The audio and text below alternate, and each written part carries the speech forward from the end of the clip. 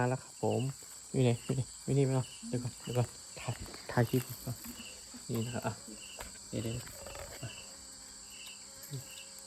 2 3จับไปแล้วครับผมตัวนี่มาแล้ว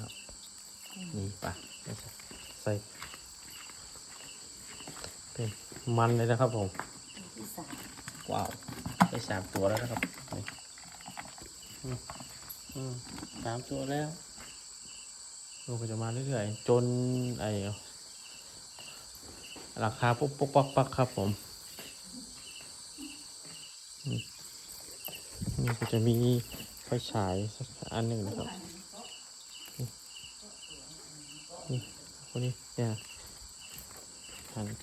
หันไฟเยอะแยะเลยไม่ได้จะมาต่อกันหมดแล้วยอดเลยนะครับตอนนี้ได้3 ตัวละเราเน้นจุกุงอย่างเดียว